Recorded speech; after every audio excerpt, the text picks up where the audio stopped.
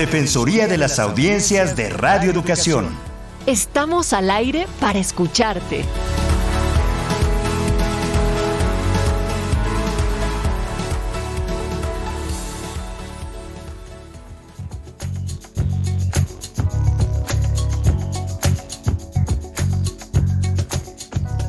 ¿Qué tal? ¿Cómo están? Bienvenidas y bienvenidos a este espacio de las Defensorías de las Audiencias de Radio Educación. Les agradecemos que estén un miércoles más con nosotras para poder seguir conversando en esta ocasión sobre ética, códigos y medios. Y queremos, por supuesto, siempre que se pongan en contacto, que también generen más conversaciones al respecto y lo pueden hacer a través de nuestro correo electrónico en audienciasre@cultura.gov.mx. Yo soy Natalia Luna y cada semana saludo con mucho gusto y acompaño a la maestra Ana Cecilia Terrazas, defensora de este espacio. Hola, muchísimas gracias, Natalia. Bien y contenta por empezar este año con todo, pues con todo entusiasmo, la verdad, y con un programa muy interesante y con un invitado todavía más interesante, que es Juan Carlos Enríquez. Juan Carlos Enríquez precisamente va a estar platicando con nosotras sobre este tema que ya les he platicado, éticas, códigos y medios, pero antes también, Ana Cecilia, recordarle a nuestras audiencias que aunque estemos en un año nuevo, seguimos insistiendo en que ustedes pueden escuchar, descargar y comentar todos y cada uno de los 9 programas de nuestra serie Introducción a los Derechos de las Audiencias y sus Defensorías en México, y les podemos remitir de manera digital una constancia de escucha que lleva el aval de la Cátedra UNESCO, AMDA, AMARC, Cultura DH y esta Defensoría. Si a ustedes les interesa, nos pueden escribir a audienciasre@cultura.gov.mx y también les indicamos que el micrositio en donde pueden escuchar bajo demanda los capítulos es en radioeducacion.edu.mx/podcast-medio curso-medio audiencias, y ahí les invitamos a que descarguen de manera gratuita el libro electrónico que lleva el mismo nombre. Y bueno, mi querida Ana Cecilia, ya les decía que tendremos de invitado al doctor Juan Carlos Enríquez Mendoza. Él es director general de la Difusión Cultural y Divulgación Universitaria de la Ibero, además de director del SEX en Revolución, Espacio Cultural de la Universidad Iberoamericana para la Ciudad de México. Juan Carlos, bienvenido. Muchísimas gracias, Natalia. Muchas gracias, Ana Cecilia, por tenerme. Hablo en plural porque la Dirección General es un clúster de 6 unidades importantes de la universidad. Una de estas unidades es precisamente una radio, Ibero 90.9, que es la radio universitaria de la Ibero y que se concibe a sí misma como radio pública de interés público precisamente. De modo que el tema que platiquemos el día de hoy, personalmente me es muy, muy importante. Gracias por tenerme aquí. Yo lo sé y nos da mucho gusto y además el currículum es mucho más largo, pero déjanos ahorrar, o sea, nos lo vamos a ahorrar nada más para entrar directo al tema. Juan Carlos, mucha gente le tiene miedo a la ética o a los códigos de ética. Y hay gente que no es que le tenga miedo, es que simplemente no los quiere o no los conoce, y hay otros que no los quieren conocer, ¿no? Y yo siempre pienso que es porque no se entiende, porque la ética me parece que funciona muy bien. Es algo como, además de todo, que no es su propósito ni es eso, pero siempre es muy útil, ¿no? Siempre es como estas pastillas de Alka-Seltzer que ayuda a la digestión. La ética me parece que siempre te ayuda a todo proceso humano, pero ¿cómo nos explicas tú a nosotras, las audiencias, digamos, cómo nos explicas qué es la ética? Pues yo diría que no le tenemos miedo a la ética, le tenemos miedo a la moral. Y con sobrada razón. ¿Quién no le va a tener miedo a un sistema legal, heterónomo, es decir, nombrado desde afuera, regulado desde afuera y en ese sentido impositivo sobre nuestra conducta? Algunos se sienten muy cómodos en un sistema moral, son los moralistas, guiados por lo que dice al pie de la letra, pues un decreto externo a nosotros mismos y nos puede dar cierta sensación de seguridad existencial o institucional, andar sobre carriles bien delimitados. Entonces, a eso sí, yo me incluyo entre los que somos temerosos o que guardamos la sospecha de que el moralismo nos conduce a un puritanismo y termina pues coartando el margen de la acción humana, ¿no? La otra es el temor que le pudiéramos tener a la ética, pero más bien sería a la ética del otro, ¿no? De alguien que no, de alguna entidad con la que nosotros no nos podemos identificar porque es distinta a nosotros. Entonces yo aquí diría, lo primero, la necesaria distinción entre moral y ética es fundamental. Vamos a descubrir que efectivamente puede haber resistencias a un código moral y sin embargo hay gran entusiasmo y además resulta ineludible la formulación de la ética. Entonces vamos iniciando, definiendo lo que para mí sería, ¿cuál es la principal definición de cada una de estas dos? Exacto. Bueno, digamos que la moral es el resultado de una ética. La ética es un sistema ordenador, cibernético en ese sentido, ¿no? O sea, es un sistema que toma los valores y fundamentados en la experiencia y en la realidad, va jerarquizando un valor por encima del otro, va deshaciéndose de valores que no aportan y abrazando valores que sí aportan. Ese sistema, no el ordenamiento, ese es el resultado, el ordenamiento. Ese sistema todos lo tenemos. Todos, hasta el más ruin de los humanos lo tendría, porque siempre estamos orientando nuestras acciones conforme la valoración que le damos al valor, valga la redundancia, ¿no? La moral es el resultado de ese ejercicio. Ahora, aquí hay una cuestión. El resultado de ese ejercicio que se presenta en orden jerárquico, hay valores más importantes que otros, suele fijarse y queda en un compuesto fijo y normativo para nosotros y para lo que nos rodea. El problema es que ese resultado viene de la conjunción, decíamos, de nuestra experiencia y de la realidad. Y ambas son dinámicas y ambas son subjetivas, ¿no? Es decir, todos nosotros tenemos experiencias distintas y la realidad misma es dinámica y va cambiando. De tal manera que el resultado de una ética formulada hace 2 años es muy distinta al resultado que formulará la ética el día de hoy. ¿Por qué? Porque la realidad cambió. El problema que tenemos, ya cuando hablamos en términos sociológicos, el problema que tenemos es que lo tangible, lo visible y lo que nos puede ayudar a una concordia social es la moral, es el ordenamiento, el resultado jerárquico de esos valores que el sistema ético ordenó en un determinado momento. Entonces, ¿a qué le tenemos temor, resquemor? ¿A qué le tenemos un poco de resistencia? Pues al tener que abrazar un ordenamiento valoral, una moral en ese sentido, formulada desde otra experiencia y desde otra dinámica de la realidad, cuando quizás ese ordenamiento no tiene nada que ver con lo que hoy en día estamos viviendo. Entonces, claro, aquí lo que decimos, entonces, que viva la Francia, ¿cómo le hacemos?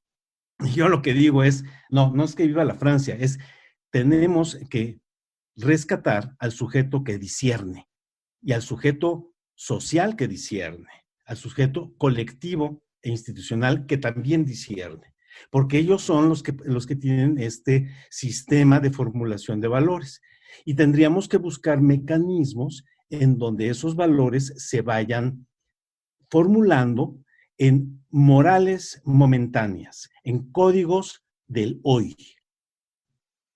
Y cuando pensamos en que las éticas, hablo también en plural porque así lo planteas en este momento y que son tan cambiantes, ¿cómo podríamos, por ejemplo, entender, porque a partir de esto diría, bueno, es que no puede haber una sola ética en los medios de comunicación, pero sí un consenso, por ejemplo, de lo que debería de ir normando o teniendo ciertos valores que pueda ser aplicable en general a los medios, por ejemplo, maestro?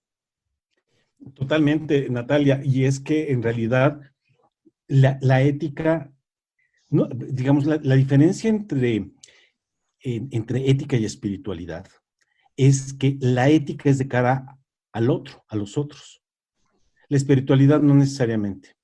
Pero cuando hablamos de ética, estamos delante de un interlocutor que está habitando el mismo espacio social que uno mismo, ¿no? Entonces, la ética no es tanto yo cómo quiero ordenar mi derrotero, yo institución, cómo quiero ordenar lo que quiero ser y hacer, sino siempre delante del otro presente, que en el caso de los medios públicos y de los medios privados es el público, los públicos, las audiencias. Entonces, es imposible pensar en un ejercicio ético mediático si no es poniendo delante de nosotros a las audiencias, las cuales no son pasivas, las cuales también formulan su experiencia y viven sus realidades, que también son dinámicas, por supuesto. Yo sé que Juan Carlos Enríquez, además de ser el director de difusión cultural y divulgación universitaria de la Ibero, y además de haber armado el Sex en Revolución, espacio cultural de la Ibero, que es un centro de exploración del pensamiento crítico, es muy en acto. Eres una persona de medios y tu corazón late del lado de la comunicación mediática y de la radio y de lo que están haciendo los medios, todos los medios. Entonces, sé que me puedes entender la pregunta entre cómo cabalgan códigos, ética y medios, ¿no? En dónde se dislocan, en dónde no. Y tú dijiste que hace 2 segundos dijiste que los códigos deben de estarse adaptando. ¿Cómo ver esta tríada hoy y cómo se te antojaría verla hoy con nuestros medios en México? Lo digo porque este es nuestro primer programa del año y creo que somos audiencias que merecemos medios, merecemos saber cómo podemos funcionar respecto a nuestros medios, ¿no? Que exigirles. Y parte de la exigencia es que se tenga un código, ¿no? Una ética mínima, que nos digan qué quiere ese medio, porque pasa por el espectro radioeléctrico de radiodifusión y eso a nivel constitucional es un espacio público, no es privado, no es de una empresa, es público. Exactamente, y además vamos a agregar al problema que venimos de una experiencia de por lo menos 2 años, de un ejercicio amplio en la población de su propio poder comunicativo. Si algo nos enseñó la pandemia y nos sigue enseñando, es que nosotros somos dueños del dial radiofónico, que nosotros somos dueños del poder también de la emisión, o sea, nosotros podemos podcastear, nosotros también tenemos una voz que decir. Es decir, esto, que por supuesto estaba desde antes presente, en los 2 últimos años está de manera generalizado. Somos productores, las audiencias, somos productores de contenido audiovisual, yo diría que diario, ¿no? Cuando asistimos a cualquier evento social, estamos registrando, estamos manipulando, en el mejor de los sentidos, las imágenes y los registros que hacemos y los estamos difundiendo. Entonces, no estamos delante de un sujeto pasivo al cual hemos de defenderle paternalistamente sus derechos, sino que estamos delante de interlocutores. Las audiencias hoy más que nunca son interlocutores sociales de nosotros, que se asumen como productoras de contenido, en ese sentido como autoras, y nosotros los medios, pues también, yo creo que vamos cobrando la honestidad de asumirnos como autores, porque ideológicamente nos hemos asumido como medios que median algo, ¿no? Medios neutrales que median algo y que no tenemos una autoría en aquello que difundimos. Y la verdad es que no. La verdad es que siempre hemos sido autores y a veces nos ha dado una especie como de pudor confesarnos como tales y paternalistamente hemos dicho, no, nosotros somos medio de lo que está sucediendo en la realidad, etcétera. No, la verdad es que las sociedades contemporáneas son sociedades coautorales. Entonces, cuando hablamos de audiencias y de públicos, no estamos hablando de receptores. Y cuando estamos hablando de medios y público, al referirnos a los medios, no estamos hablando de mediaciones entre una realidad que es traducida para que llegue a esos públicos. Estamos hablando de una relación coautoral, y en esa relación coautoral, lo que debe de reconocerse en primer lugar es que tiene todavía más dinamismo que en una sociedad que se asume simplemente en términos verticales en la difusión de los mensajes. No sé si me explico en esto. Sí. Implica que el código cada vez es más relativo, mucho más relativo. ¿De qué nos sirve un medio con grandes deontologías, con grandes manuales de estilo y códigos que desde afuera son impuestos y que dicen abrazar, si no cuentan con un espacio de reflexión ética continua en donde están arriba las audiencias, asumidas como coautoras de ese mismo medio, y están discutiendo no los problemas, no las situaciones de crisis en los que entra el medio, sino continuamente lo que están discutiendo no son los comportamientos, sino el movimiento de la realidad. El problema con sociedades mediáticas que se organizan en torno al derecho es que lo que van a atender van a ser litigios, entre comillas, son los litigios, es decir, ya que brotó la crisis, se atiende. Una sociedad que se asume de manera coautoral, como lo estoy planteando en este momento, implica que abre espacios lo suficientemente amplios, pacíficos, reflexivos, en donde se va revisando la dinámica de la realidad misma y la elasticidad de la liga de los contenidos por ambas partes, audiencias y productores, reconociendo que ambas partes son coautoras del fenómeno mediático. ¿Actualmente tenemos ejemplos de esto que realmente lo pueda estar tomando en cuenta y o contrastarlo también con otros tantos que hayan malentendido la ética con la moral? Mira, sin poder traer ejemplos muy concretos, pero uno puede inferirlos por el tipo de práctica mediática que hacen.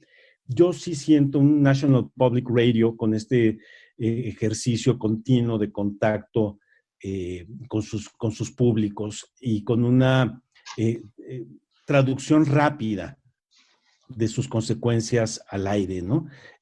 Yo sí siento también la mayoría de las radios nacionales en Europa hacen estos ejercicios, ¿no?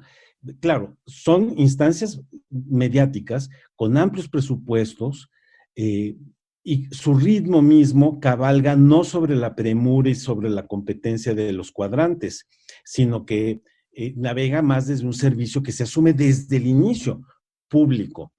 Recordemos que en muchas de estas experiencias no es un Estado el que transfiere dinero para que estos medios existan. No hay tampoco el uso de un Estado que quiera hacer de sus medios para emitir los mensajes oficialistas.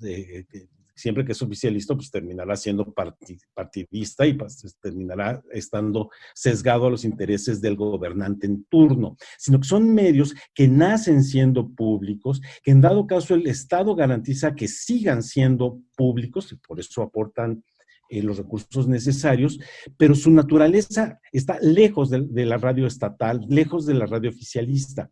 Entonces, ahí es donde yo veo más oportunidad para que esto se concrete y se traduzca en la programación al aire, ¿no? Los demás espacios no significa que no puedan hacerlo, pero son, digamos, son dinámicas que hasta cierto punto van a desafiar la estructura misma de los medios. Es el caso de México. En México vamos a encontrar medios públicos que, a pesar de que tengan condiciones que pareciera que llevarían al medio a un oficialismo, logran, por trayectoria y por las inteligencias convocadas, logran tener estos ejercicios de los que estamos hablando para tener una respuesta pues, más actual a los públicos que atienden desde la realidad de los públicos y no tanto de la realidad del gobernante, ¿no? De la instancia gobernante. Hace tiempo, no, bueno, y digo hace tiempo porque justamente nosotros exploramos desde el Instituto Mexicano de la Radio en 2013, 2003 por primera vez, en 2003 por primera vez, 2002 lo estábamos armando entre todos y 2003 por primera vez en una redacción de noticias de un medio de radiodifusión pública, por primera vez se lanzaba o se atrevía a alguien a hacer un código de ética que iba a seguir y pretendía que funcionara a diario para dirimir problemas, ¿no? De jerarquizaciones, es decir, que fuera muy vivo, que no fuera letra muerta, sino que se pudiera utilizar para saber si esta nota u otra nota, o si con qué abrimos, o si no abrimos, o si se pone este voz o no, en fin, una serie de cosas, ¿no? Y el ejercicio fue bueno, fue pionero y por supuesto ya está rebasado, pero uno de los valores, digamos, que poníamos ahí era el contacto, y otro que me parece vigente era la posibilidad, para noticias, era la posibilidad de escuchar las más posibles de las voces, porque reconocíamos siempre la subjetividad y la imposibilidad de la imparcialidad, ¿no? No era posible, pero teníamos que tratar de defender, digamos, a las audiencias de nuestras propias opiniones, ideologías, gustos, intereses, que eso es lo que realmente sí media en los medios, ¿no? Los intereses personales sí van mediándolo todo. Entonces, yo sí veo ahorita y te quisiera picar las cosillas para que nos pusieras este ejemplo y regresar un poco al principio de la diferencia entre la moral y la ética.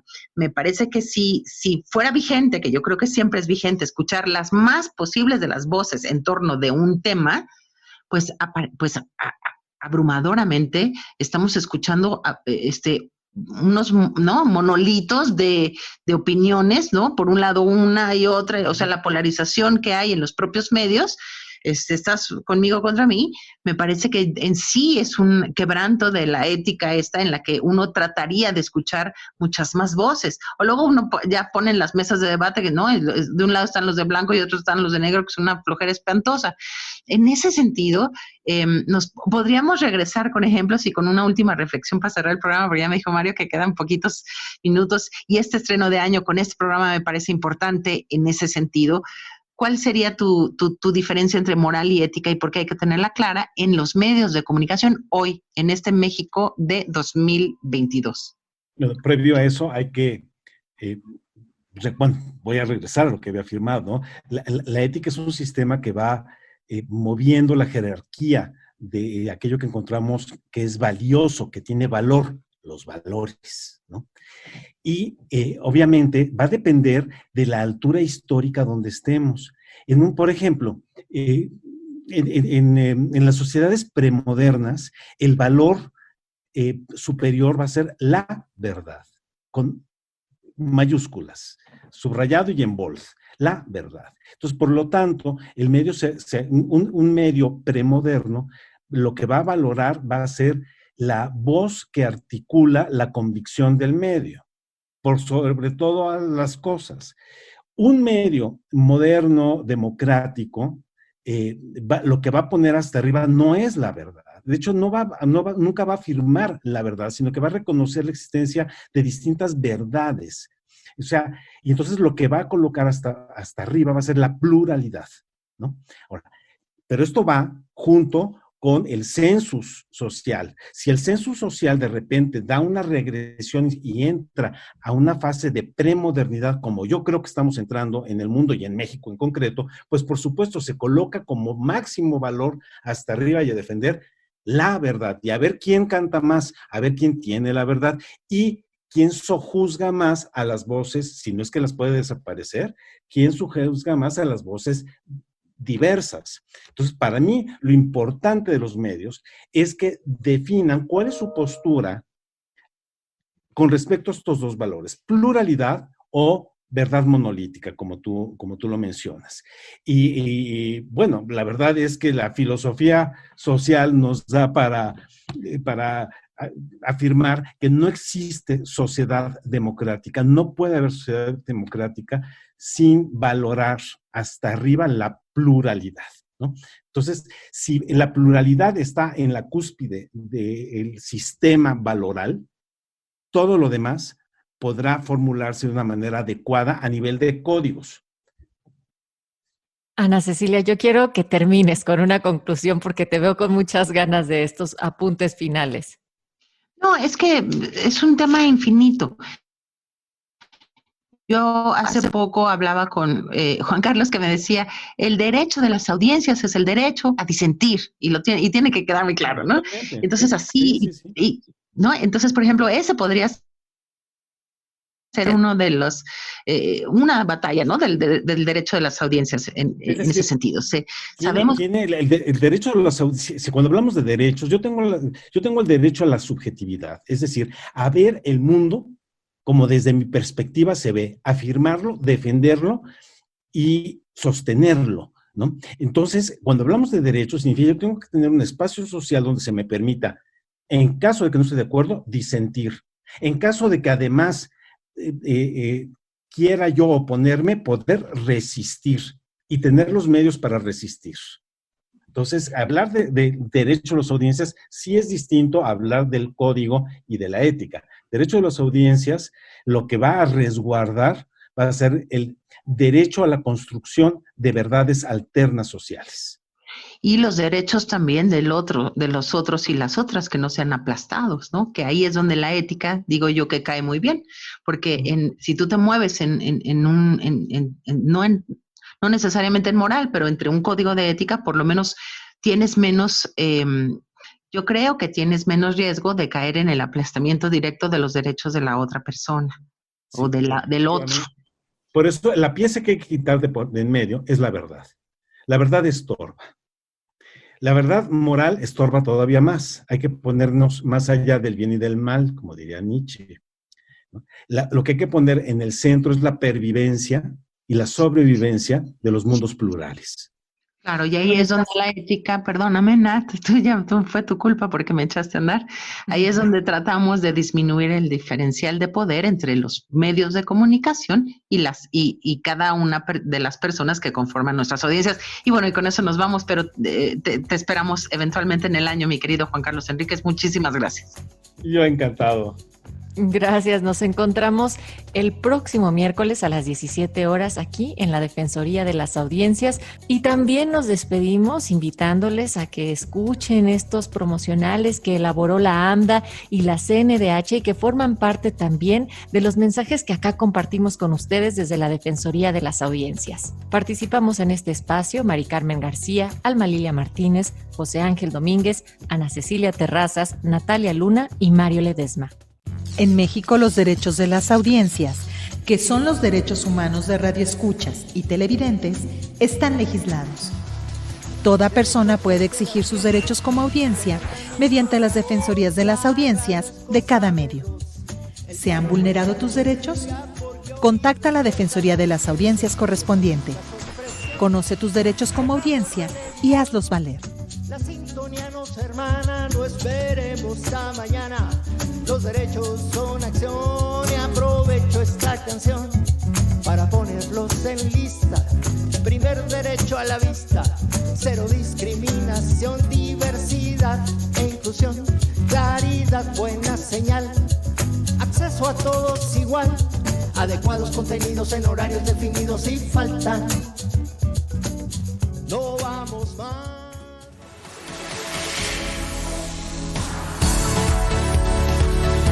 Defensoría de las Audiencias de Radio Educación. Estamos al aire para escucharte.